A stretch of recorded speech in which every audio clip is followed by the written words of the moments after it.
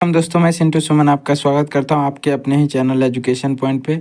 आज हम लोग देखने वाले हैं क्लास 10th का इकोनॉमिक्स का दूसरा और तीसरा चैप्टर के बहुत ही इम्पोर्टेंट ऑब्जेक्टिव क्वेश्चन को। ठीक है, तो चलिए शुरू करते हैं। अगर आपको वीडियो पसंद आए तो एक लाइक ज़रूर कर दीजिएगा। ठीक है, और हमारी मेहनत को एक लाइक तो ज़रूर ही दीजिए। चलिए, हमारा पहला क्वेश्चन है, भारत में वित्तीय वर्ष कहा जाता है।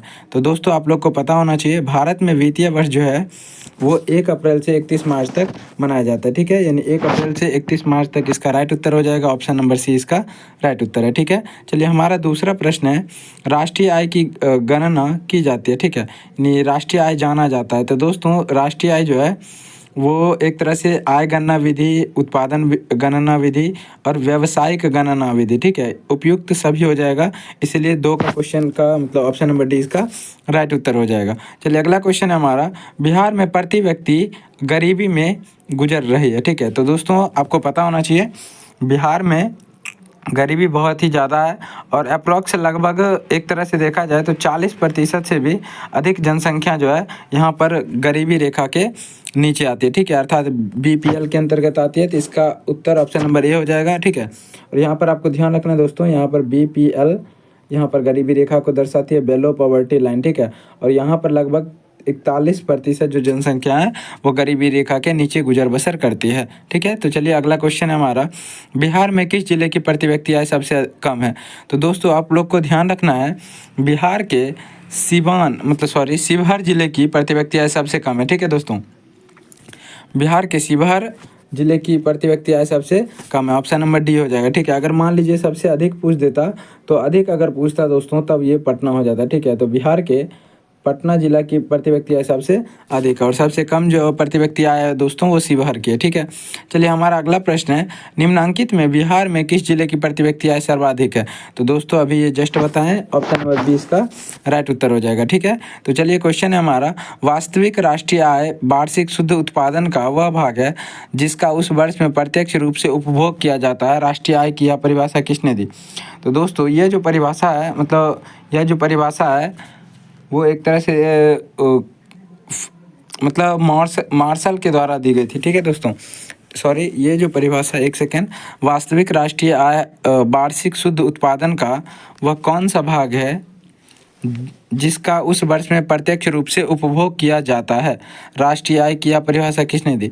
दोस्तों, ये परिभाषा जो है ना फिशर के द्वारा दी गई थी। ठीक है, तो 110% फिशर ही होना चाहिए। ऑप्शन नंबर 20 का राइट उत्तर हो जाएगा। चलिए, अगला हमारा प्रश्न है, राष्ट्रीय आय का अर्थ क्या होता है। तो दोस्तों, आप लोग को पता होना चाहिए, किसी भी देश में एक वर्ष के अंदर कुल वस्तु एवं सेवा का जो उत्पादन होता है उसी के मौद्रिक मूल्य को राष्ट्रीय आय कहते हैं। ठीक है, यानी एक तरह से देखा जाए तो उत्पादन के साधनों की आय जो होती है वही राष्ट्रीय आय होती है।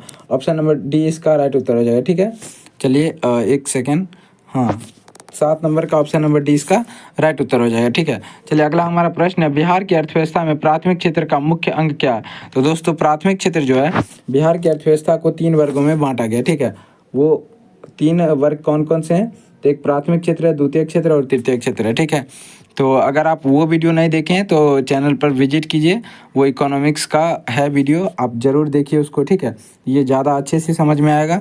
चलिए, इसका प्राथमिक जो क्षेत्र है दोस्तों वो कृषि क्षेत्र को कहा जाता है, द्वितीय क्षेत्र औद्योगिक क्षेत्र को कहा जाता है और तृतीय क्षेत्र को सेवा क्षेत्र के नाम से जाना जाता है। ठीक है, चलिए, हमारा 9 नंबर क्वेश्चन है, प्रत्यक्ष कर के अंतर्गत निम्नलिखित में से किसे शामिल किया गया। ठीक है, यानी दोस्तों, प्रत्यक्ष जो कर है उसके अंतर्गत किसे शामिल किया गया। तो दोस्तों, आय जो कर होता है, इनकम, वो उसको प्रत्यक्ष कर के रूप में जाना जाता है और इसीलिए हम लोग आय प्रमाण पत्र भी बनवाते हैं, वो डायरेक्ट टैक्स है। ठीक है दोस्तों, यानी सरकार हम लोग से डायरेक्ट टैक्स लेती है।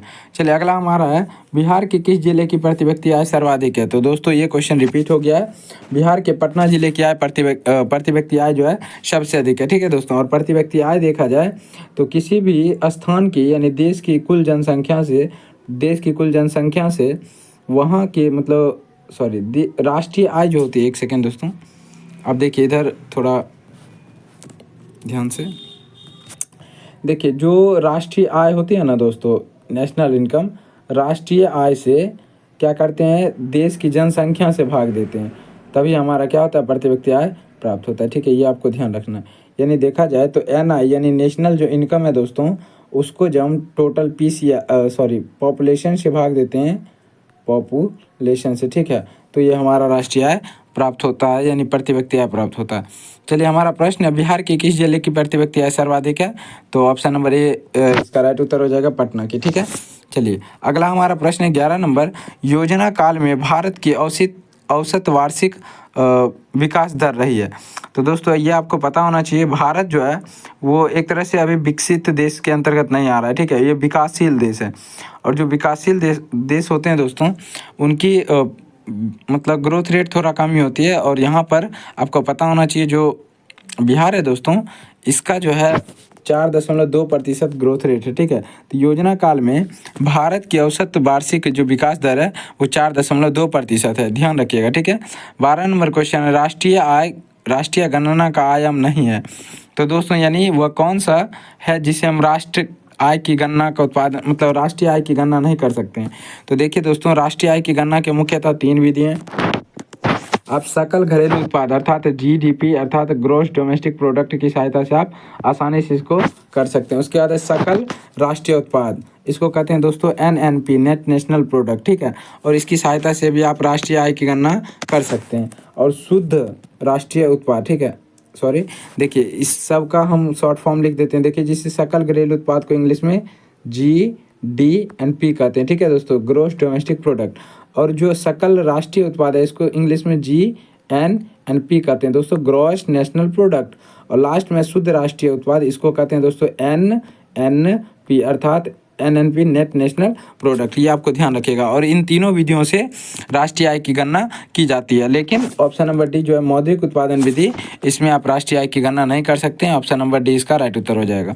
अगला हमारा प्रश्न है, बिहार की आय में सर्वाधिक योगदान है। तो दोस्तों आप लोग को पता होना चाहिए, बिहार एक कृषि प्रधान राज्य है और यहाँ की आय में सबसे अधिक योगदान जो है वो कृषि क्षेत्र का ही है, ठीक है। क्योंकि यहाँ जो बिहार जो राज्य है वो ज़्यादातर लोग, इसमें बिहार के 80% जनसंख्या जो है वो लगभग कृषि कार्य में इन्वॉल्व रहती है, ठीक है। लगभग 80% जनसंख्या कृषि कार्यों में लगी हुई है, ठीक है। चलिए अगला हमारा प्रश्न है, दादा भाई नौरोजी ने सर्वप्रथम राष्ट्रीय आय का अनुमान कब लगाया था? तो दोस्तों ये आपको पता होना चाहिए, दादा भाई नौरोजी के द्वारा सन 1868 ईस्वी में पूरे भारत में पहली बार राष्ट्रीय आय का अनुमान लगाया गया था।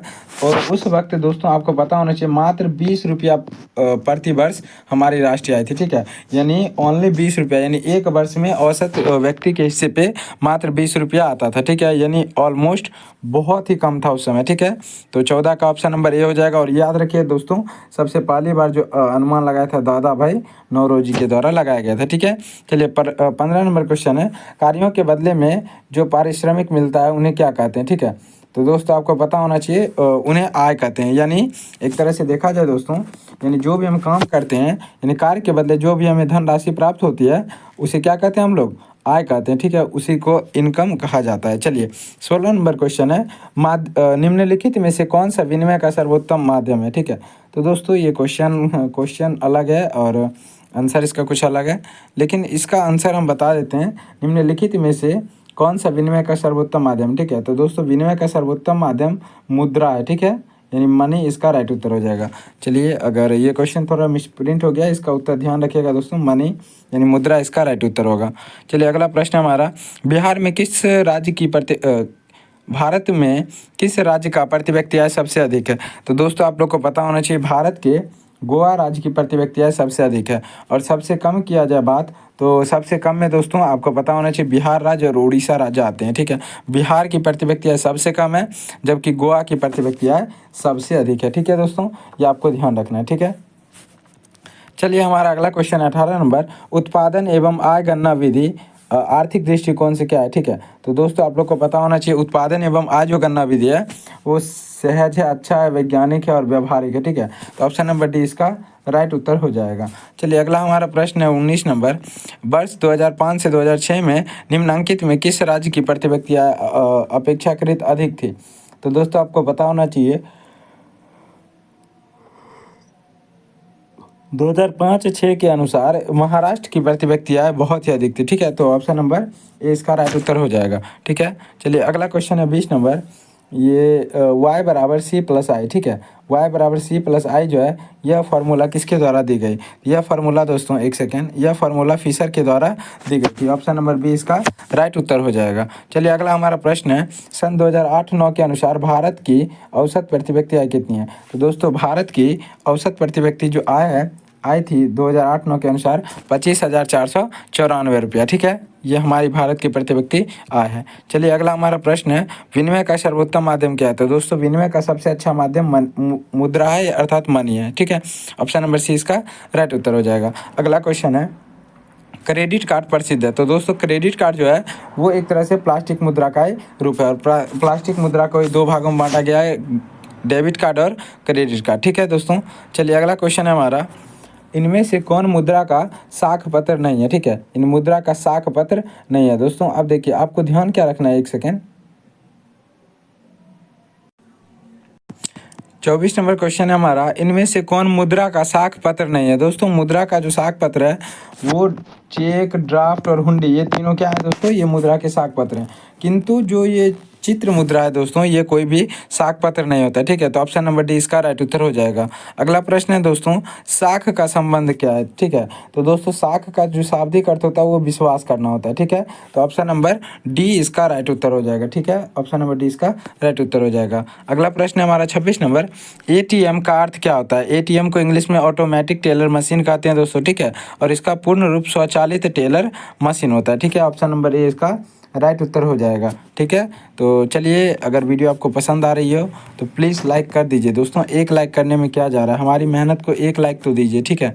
और अगर चैनल पर पहली बार आए हैं तो चैनल को सब्सक्राइब ज़रूर कर लीजिए, ताकि आने वाला एक भी वीडियो आपसे मिस ना हो, ठीक है।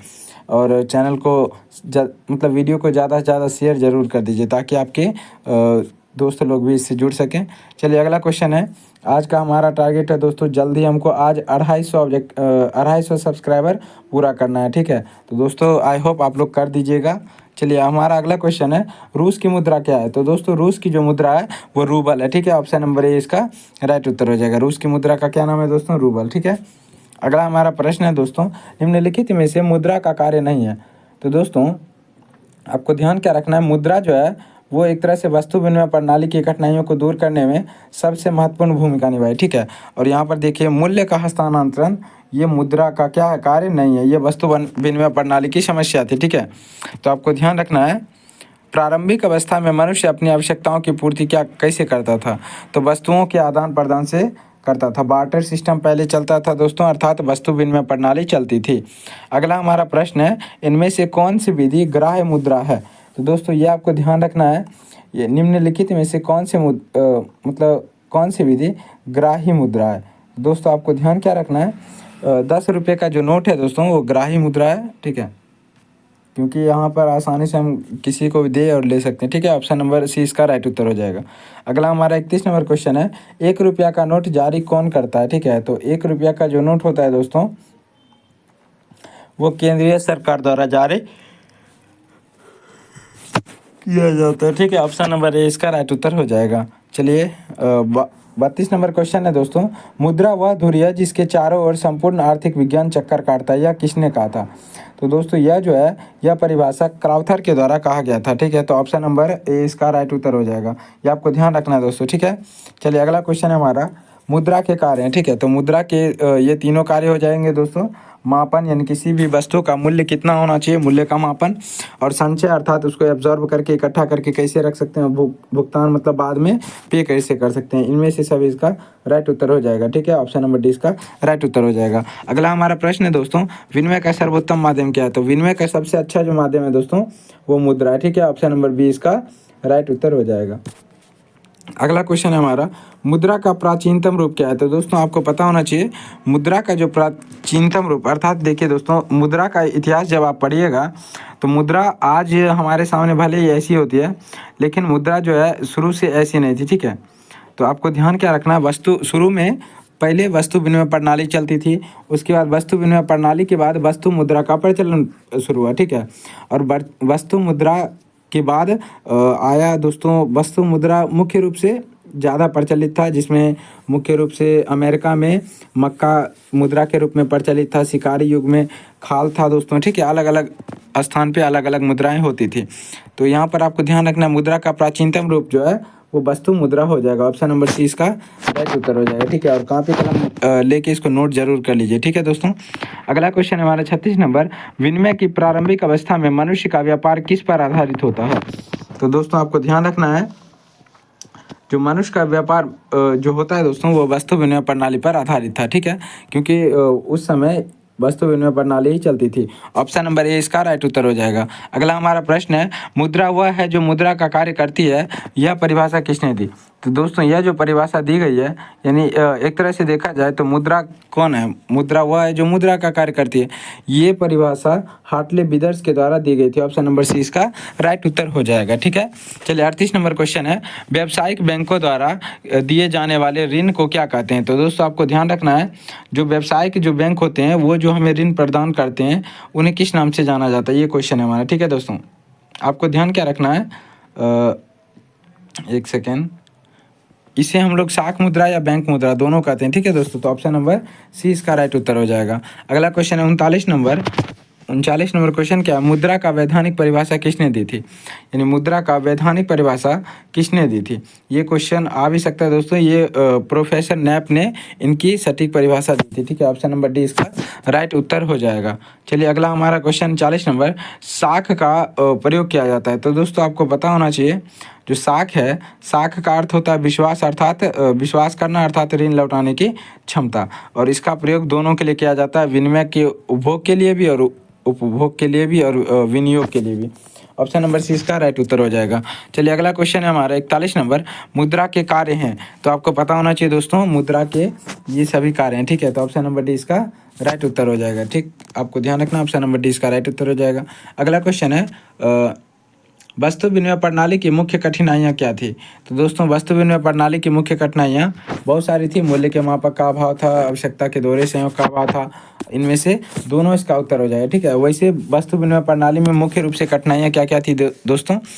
मूल्य के मापक का अभाव था, वस्तु को संचित करने में समस्या थी, दोहरे संयोग का अभाव था, और भविष्य में भुगतान की समस्या थी, हस्तांतरण, वस्तु को एक स्थान से दूसरे स्थान ले जाने में समस्या होती थी, ठीक है। तो ये सभी बहुत सारी समस्या देखने को मिलती थी। जब मौद्रिक प्रणाली आई तो इन सभी समस्याओं को दूर कर दिया, ठीक है दोस्तों। तो अगला क्वेश्चन है हमारा 43 नंबर, किस धातु का मुद्रा के रूप में सर्वाधिक प्रयोग हुआ है? तो दोस्तों आपको पता होना चाहिए, सबसे यानी वह कौन सा धातु है जिसका उपयोग सबसे अधिक हुआ है मुद्रा के रूप में, ठीक है। तो दोस्तों आपको ध्यान क्या रखना है इसमें, जैसे एक सेकेंड, लोहा, पहला ऑप्शन है हमारा लोहा, दूसरा है तांबल, तीसरा है पीतल और चौथा है चांदी और सोना। तो आपको ध्यान क्या रखना है दोस्तों, ये जो मुद्रा है सबसे ज़्यादा इसका प्रचलन चांदी और सोना का हुआ था, ठीक है। और प्राचीन काल में ये बहुत ही ज़्यादा प्रचलित था, ठीक है। तो ऑप्शन नंबर इसका डी इसका राइट उत्तर हो जाएगा, सॉरी ऑप्शन नंबर डी, हाँ ऑप्शन नंबर डी इसका राइट उत्तर हो जाएगा। और सोने के सिक्के को दोस्तों असरफी कहा जाता था, ठीक है। तो चलिए अगला हमारा क्वेश्चन 44 नंबर, मुद्रा का प्राथमिक कार्य क्या होता है, ठीक है। तो मुद्रा का जो प्राथमिक कार्य है वो सबसे प्राइमरी जो काम है दोस्तों, मूल्य का संचय है, सॉरी एक सेकेंड, विनिमय का माध्यम है दोस्तों। मुद्रा जो है वो विनिमय का सर्वोत्तम माध्यम है। ऑप्शन नंबर डी इसका राइट उत्तर हो जाएगा, ठीक है। अगला क्वेश्चन है हमारा 45 नंबर, निम्नांकित में विधिग्राह्य मुद्रा कौन सी है, ठीक है। तो विधिग्राही जो मुद्रा है दोस्तों वो कौन सी है? नोट और सिक्के जो हैं दोस्तों ये विधिग्राही मुद्रा के अंतर्गत आते हैं। 45 का ऑप्शन नंबर ए इसका राइट उत्तर हो जाएगा। चलिए क्वेश्चन है 46 नंबर, निम्नांकित में किस मुद्रा में वहनीयता अधिक होती है? वहनीयता का तात्पर्य क्या है दोस्तों? देखिए, जो एक स्थान से दूसरे जगह ज़्यादा ट्रैवल करती है, तो पत्र मुद्रा इस सब में प्रचलित है, ठीक है। ऑप्शन नंबर सी इसका राइट उत्तर होगा। और 47 नंबर क्वेश्चन है, हमारे देश में किस मुद्रा को वैधानिक मान्यता प्राप्त है, ठीक है। तो वैधानिक यानी वैधानिक जो प्राप्त है दोस्तों वो पत्र मुद्रा को, ठीक है। और मुख्य रूप से जैसे 200, 300, 400, 500 ये सब का नोट होता है ना दोस्तों, जैसे 100 का होता है, 200 का होता है, 500 का, यही बात है, ठीक है। मैंने तो कभी देखा नहीं, आगे आप देख लीजिए। 48 नंबर क्वेश्चन है, मुद्रा के प्रयोग से किसको लाभ हुआ है? तो दोस्तों मुद्रा के आने से सभी को लाभ हुआ है, उपभोक्ता को भी लाभ हुआ है, ग्राहक को भी लाभ हुआ है, ठीक है। तो ऑप्शन नंबर सी इसका राइट उत्तर हो जाएगा। अगला क्वेश्चन है 49 नंबर, बचत को प्रभावित करने वाले तत्व कौन कौन से हैं? यानी बचत को प्रभावित करने वाले तत्व जो हैं दोस्तों, वो एक सेकेंड दोस्तों, देखो बचत को प्रभावित करने वाले कारक क्या हैं? बचत की क्षमता, बचत की इच्छा और बचत की सुविधाएं। जो आप इन तीनों को आंसर ले लीजिए, ऑप्शन नंबर डी इसका राइट उत्तर हो जाएगा, ठीक है। तो चलिए 50 नंबर, और ऑलमोस्ट हमारा ऑब्जेक्टिव क्लियर हो चुका है। पूंजी का निर्माण होता है, तो दोस्तों ये बहुत ही ज़्यादा इंपॉर्टेंट क्वेश्चन है। पूंजी का जो निर्माण होता है दोस्तों, वो बचत के द्वारा। अगर आप जितना सेविंग करते हैं, बचत करते हैं, उससे आपकी पूंजी अधिक और अधिक बढ़ती ही जाती है, ठीक है। अब हम लोग देखने वाले हैं बहुत ही ज़्यादा इंपॉर्टेंट सब्जेक्टिव क्वेश्चन को, ठीक है। तो चलिए हमारा पहला सब्जेक्टिव क्वेश्चन है दोस्तों, आर्थिक क्रियाएँ किसे कहते हैं? ठीक है दोस्तों, एक सेकेंड देखिए। आप लोग को अगर वीडियो पसंद आ रही हो तो प्लीज़ लाइक कर दीजिए। आपको यार कर दीजिए ना प्लीज़, एक लाइक करने में क्या जा रहा है, ठीक है। तो चलिए सब्जेक्टिव को स्टार्ट करते हैं। ये क्वेश्चन बोर्ड एग्जाम के दृष्टिकोण से बहुत ही ज़्यादा इंपॉर्टेंट है, ठीक है। और आपको ध्यान रखना है, परिभाषा साथ में अगर कॉपी कलम लेके बैठिएगा तो इसका बेनिफिट आपको मिलेगा और अच्छा अंक प्राप्त कर सकते हैं। चलिए हमारा पहला क्वेश्चन है, आर्थिक क्रियाएं किसे कहते हैं? तो दोस्तों वे सभी क्रियाएं जिनके द्वारा हमें आय की प्राप्ति होती है, उन्हें हम लोग आर्थिक क्रियाएं कहते हैं। जैसे व्यापार, उद्योग, चिकित्सा, ठीक है, ये सभी क्या है? आर्थिक क्रियाएं के रूप हैं। अर्थात वैसी क्रियाएं जिनके बदले हमें आय प्राप्त होता है, उन्हें आर्थिक क्रियाएं कहते हैं, ठीक है। ये सभी जिनसे हमें मुद्रा प्राप्त होती है, कोई वस्तु प्राप्त होती है, उसे हम लोग क्या कहते हैं? आर्थिक क्रियाएं कहते हैं। चलिए हमारा दूसरा क्वेश्चन है दोस्तों, उपनिवेश क्या है? ठीक है। तो देखिए दोस्तों, जब कोई शक्तिशाली राष्ट्र अपने से कमजोर के ऊपर क्या कर लेता है? कब्जा कर लेता है और उसका उपयोग आर्थिक एवं राजनीतिक शोषण प्रारंभ कर देता है, यानी उस पर अपना अधिकार जमा लेता है और वहाँ के संसाधनों का उपयोग अपने निजी लाभ के लिए करता है दोस्तों, ठीक है। तो उसे हम लोग उपनिवेशवाद कहते हैं या उपनिवेश कहते हैं। और आपको पता होना चाहिए दोस्तों, भारत भी 15 अगस्त 1947 से पूर्व ब्रिटेन का उपनिवेश था, ठीक है दोस्तों, यानी ब्रिटेन का गुलाम था। चलिए अगला हमारा क्वेश्चन है 3 नंबर, समावेशी विकास से आप क्या समझते हैं? ठीक है। तो दोस्तों देखिए, ये जो सब्जेक्टिव करा रहे हैं, ये पहला चैप्टर का ही है, ठीक है। और दूसरा तीसरा जो चैप्टर है, उसमें आने वाले समय में जरूर ही उसका सब्जेक्टिव कवर कर दिया जाएगा, ठीक है। तीसरा हमारा क्वेश्चन है, समावेशी विकास से आप क्या समझते हैं? तो देखिए दोस्तों, आर्थिक विकास की जिस पद्धति या प्रक्रिया से समाज के सभी वर्गों का जीवन स्तर ऊंचा होता है तथा समाज का कोई भी वर्ग विकास के लाभ से अछूता ना रहे, वंचित ना रहे, ऐसे ही विकास की अवधारणा को समावेशी विकास कहते हैं, ठीक है दोस्तों। यानी वैसा विकास की वह प्रक्रिया जिसमें समाज के सभी वर्गों का विकास हो, कोई भी वर्ग विकास से वंचित ना रहे, उसे हम लोग क्या कहते हैं? समावेशी विकास कहते हैं, ठीक है। और ये हमारे समाज के लिए सबसे ज़्यादा महत्वपूर्ण है। चलिए अगला क्वेश्चन है 4 नंबर, सतत विकास या पोषणीय विकास की अवधारणा क्या है? तो दोस्तों ये क्वेश्चन भी बहुत ही ज़्यादा इंपॉर्टेंट है, बहुत ही ज़्यादा, ठीक है। और मैं आप लोग के लिए खासकर इंपॉर्टेंट क्वेश्चन ही सेलेक्ट करके लाया हूँ, ठीक है। तो इसको आप जरूर कॉपी लेके आराम से कॉपी कलम पे फेयर कीजिए, नोट बनाइए, ठीक है। आपको बहुत ही बेनिफिट देखने को मिलेगा। चलिए क्वेश्चन हमारा, सतत विकास या पोषणीय विकास की अवधारणा क्या है? तो दोस्तों ऐसी अवधारणा जिसके अंतर्गत वर्तमान स्थिति की पूर्ति करते समय इस बात का पूर्ण ध्यान रखा जाए कि विकास का क्रम सतत जारी रह सके, ठीक है, टिकाऊ रह सके। इसमें भविष्य की ज़रूरतों का खास ख्याल रखा जाए, ठीक है। दोस्तों इसका कहने का मतलब क्या है? सतत विकास एक्चुअल में क्या होता है, समझिए। जैसे मान लीजिए दोस्तों, अभी वर्तमान समय में मनुष्य अपने निजी लाभ के लिए क्या करता है? संसाधनों का दुरुपयोग करता है, बहुत ही बुरी तरीके से संसाधन का उपयोग करता है, विदोहन करता है। और इस विकास की ऐसी अवधारणा जिससे क्या हो, हम संसाधनों का विवेकपूर्ण उपयोग कर सकें, अच्छे से उपयोग कर सकें और हम अपने आने वाली पीढ़ी को भी कुछ संसाधन बचा के दें ताकि उनको भी कुछ ना कुछ लाभ मिल सके, ठीक है। तो विकास की इस अवधारणा को क्या कहते हैं? सतत विकास कहते हैं, अर्थात कंटिन्यूअस डेवलपमेंट, ठीक है। तो चलिए आई होप आपको अच्छा लग रहा होगा। 5 नंबर क्वेश्चन है, गरीबी के दुष्चक्र का क्या अभिप्राय? तो दोस्तों आप लोग को पता होना चाहिए, गरीबी को जन्म देती है, जिसे प्रसिद्ध अर्थशास्त्री रैगनर नामक ने गरीबी के दुष्चक्र के रूप में परिभाषित किया था। तो दोस्तों आपको पता होना चाहिए, गरीबी को जन्म देती है, ये बात अटल सत्य है। जैसे देखिए, इनके अनुसार लोग गरीब इसलिए हैं, उनमें गरीबी है और गरीब इसलिए गरीब होते हैं क्योंकि उन्हें अपनी न्यूनतम आवश्यकताओं को भी पूरा करने के लिए उनकी आय कम होती है। तो दोस्तों जब आप काम नहीं कीजिएगा और आपकी आय कम होगी तो आपकी स्थिति बहुत ही ख़राब हो सकती है, और वैसी स्थिति को हम लोग क्या कहते हैं, गरीबी कहते हैं। ठीक है, तो पुनः अगली पीढ़ी में भी स्थिति बनी रहती है और गरीबी का कुचक्र चलता रहता है। दोस्तों जब एक फैमिली गरीब होता है तो उसके आने वाले कुछ फैमिली भी धीरे धीरे क्या होते हैं, गरीब होते जाते हैं। जब आय के स्रोत नहीं होते हैं तो ज़्यादातर लोग गरीब की कैटेगरी में ही आते हैं। चलिए 6 नंबर क्वेश्चन है, बीमारू राज्य में भारत के किस प्रांत को शामिल किया गया? तो दोस्तों आपको पता होना चाहिए, बीमारू जो राज्य है दोस्तों वो देखिए इधर बीमारू, ठीक है, इसमें कुल मिला के 6 देश को शामिल किया गया। ठीक है, BI से आपको ध्यान क्या रखना है दोस्तों, बिहार। ठीक है, एक सेकेंड, BI से आपको बिहार याद रखना है, MA से मध्य प्रदेश, R से राजस्थान और U से उत्तर प्रदेश, ये इन चारों राज्यों को शामिल किया गया। ठीक है, इसका ट्रिक आप लोग को ध्यान रखिए।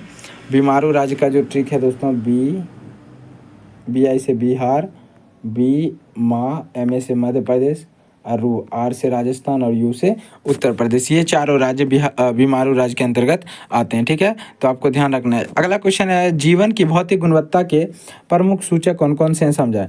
तो दोस्तों जीवन की भौतिक गुणवत्ता के प्रमुख सूचक निम्नलिखित हैं। नंबर 1 जो हमारा है प्रत्याशित औसत आयु। ठीक है, तो युवा में औसत प्रत्याशी आयु आज भी विकसित देशों की तुलना में बहुत ही कम है। ठीक है, महिलाओं की औसत आयु 66.9 वर्ष है, जबकि पुरुषों की औसत आयु 63.9 वर्ष है, जबकि विश्व में विकसित देशों में औसत आयु 70 वर्ष से भी अधिक है। तो दोस्तों भारत की जो औसत आयु है बहुत ही कम है, लगभग 63-64 के करीब है, और अन्य देशों की तुलना में यानी जो डेवलप कंट्री हैं उसकी तुलना में भारत में बहुत ही कम है। ठीक है, दूसरा हमारा है शिशु मृत्यु दर। 1 वर्ष की आयु से पहले मृत्यु कहलाती है। ठीक है, शिशु मृत्यु दर कहलाती है। शिशु मृत्यु दर प्रति 1000 जीवित जन्मे शिशुओं की मृत्यु की संख्या। तो दोस्तों इसको सीधा समझिए, सिंपल सा वे, अगर मान लीजिए 1000 शिशु का जन्म हुआ और उसमें अगर मान लीजिए 100 शिशु मतलब 1000 शिशु का जन्म हुआ और उसमें मान लीजिए 13 शिशु की मृत्यु हो गई, तो वो उसकी जो 13 जो होगी दोस्तों वो शिशु मृत्यु दर होगा। यानी प्रत्येक 1000 बच्चे में से जो बच्चे की संख्या मतलब जो डेड कर जाते हैं किसी कारण से, उन्हें हम लोग क्या कहते हैं, शिशु मृत्यु दर कहते हैं। तीसरा है मौलिक साक्षरता दर। किसी समाज में 15 वर्ष की कुल जनसंख्या 15 वर्ष से ऊपर की साक्षर लोगों की संख्या के प्रतिशत को मौलिक साक्षरता दर के रूप में जाना जाता है। यानी दोस्तों किसी भी समाज में 15 वर्ष की जो जनसंख्या होती है उसकी कुल जनसंख्या, उससे क्या कहते हैं, 15 वर्ष से ऊपर की साक्षर लोगों की संख्या के प्रतिशत को मौलिक साक्षरता दर कहते हैं। अगला क्वेश्चन देखिए दोस्तों, विकास के आधार पर अर्थव्यवस्था को 2 भागों में बांटा गया। एक है विकसित अर्थव्यवस्था, एक है विकासशील अर्थव्यवस्था। ठीक है दोस्तों, हम लोग विकासशील अर्थव्यवस्था में आते हैं। देखिए स्वामित्व के आधार पर स्वामित्व के आधार पर अर्थव्यवस्था को 3 भागों में बांटा गया, पूंजीवादी अर्थव्यवस्था, समाजवादी अर्थव्यवस्था और मिश्रित अर्थव्यवस्था। ठीक है, और इसका जितना भी ऑब्जेक्टिव है दोस्तों मैं पिछले ही क्लास में करा चुका हूँ। ठीक है, और आप इस चैनल को विजिट कीजिए और वहाँ पे आपको नीचे में ठीक है ओल्डेस्ट वीडियो में आपको जरूर मिल जाएगा, इकोनॉमिक्स जाके सर्च कर लीजिए। अगला क्वेश्चन है हमारा, पूंजीवादी तथा समाजवादी अर्थव्यवस्था में क्या अंतर है? तो दोस्तों आपको पता होना चाहिए, पूंजीवादी अर्थव्यवस्था में किसी भी वस्तु के संसाधनों का स्वामित्व किसी पूंजीपति या फिर कोई खास कंपनी, व्यक्ति या फिर निजी संस्थान के द्वारा होता है। जबकि समाजवादी अर्थव्यवस्था में क्या दोस्तों, किसी भी यानी एक तरह से देखा जाए तो उत्पादन के साधनों का जो स्वामित्व है वो सरकार के हाथ में होती है। ठीक है, तो चलिए 9 नंबर क्वेश्चन हमारा, अर्थशास्त्र में उत्पादन के कौन कौन से साधन हैं? तो दोस्तों अगर किसी भी वस्तु का हमें मैन्युफैक्चर करना है, प्रोडक्शन करना है, तो इसके लिए 5 चीज़ों की आवश्यकता होती है। ठीक है, 5 साधन कौन कौन से हैं? तो पहला जो हमारा साधन है दोस्तों वो सबसे ज़्यादा इंपॉर्टेंट भूमि है, क्योंकि आप कभी भी भूमि के बगैर कुछ भी नहीं कर सकते हैं, तो भूमि सबसे ज़्यादा इंपॉर्टेंट है। उसके श्रम है, पूंजी है, संगठन है और साहस। ठीक है, ये 5 चीज़ जो हैं वो उत्पादन के निम्नलिखित साधन है। 10 नंबर क्वेश्चन है, आधारभूत संरचना किसे कहते हैं? तो दोस्तों ये बिहार बोर्ड के दृष्टिकोण से सबसे ज़्यादा इंपॉर्टेंट क्वेश्चन है, आपको पता होना चाहिए। यानी आधारभूत संरचना वे सभी संरचनाएं हैं, वे सभी सुख सुविधाएं हैं जो हमारे देश को विकास के लिए क्या है, सहायक होते हैं। इसके अंतर्गत बिजली, परिवहन, संचार, बैंकिंग, स्कूल, सर यहाँ पर थोड़ा मिस्टेक हो गया, यहाँ पर स्कूल हो जाएगा, ठीक है। स्कूल, कॉलेज, अस्पताल इत्यादि आते हैं, यानी वे सभी सुख सुविधाएं जो हमारे देश को मतलब विकसित बनाने के लिए महत्वपूर्ण योगदान निभाते हैं, उन्हें आधारभूत संरचना कहते हैं, जैसे स्कूल, बैंकिंग, कॉलेज, अस्पताल इत्यादि, ठीक है। चलिए अगला क्वेश्चन है, एक सेकेंड दोस्तों। अगला क्वेश्चन है हमारा 11 नंबर, बिहार राज्य के पिछड़ेपन के किन्हीं 4 उपाय को लिखें। तो दोस्तों आपको पता है बिहार सबसे पिछड़े राज्यों में गिना जाता है और बिहार को पिछड़ा राज्य कहा जाता है। इसमें सबसे बड़ी जो बाधा है दोस्तों, यहाँ पर सबसे ज़्यादा बड़ी बाधा है जनसंख्या है, उसका शिक्षा है, तकनीक यानी टेक्नोलॉजी का अभाव है, और पूंजी एवं आधारित संरचना का अभाव। ये सभी बिहार के पिछड़ेपन के प्रमुख कारण हैं। चलिए अगला क्वेश्चन है इसके उपाय। बिहार के पिछड़ेपन को दूर करने के उपाय निम्नलिखित हैं। पहला क्या है दोस्तों, हम कंट्रोल कर पाएंगे अगर पॉपुलेशन अर्थात जनसंख्या पर कंट्रोल कर पाएँ। दूसरा क्या है दोस्तों, लोगों को एजुकेटेड कर पाएँ, शिक्षा का प्रसार कर पाएँ। तीसरा है जो बाढ़ पर नियंत्रण कर पाएँ, ठीक है। चौथा है उद्योगों का अधिक से अधिक विकास किया जाए, डेवलपमेंट किया जाए, ठीक है। तो आई होप आपको वीडियो बहुत ही पसंद आया होगा, और हमारी मेहनत को एक लाइक तो ज़रूर दें दोस्तों, ठीक है। बहुत ही ज़्यादा इतना मेहनत लगता है, इसको एडिट करने में बहुत ही ज़्यादा मेहनत लगता है, और आई होप आपको वीडियो पसंद आ रहा हो। Thanks for watching, goodbye दोस्तों।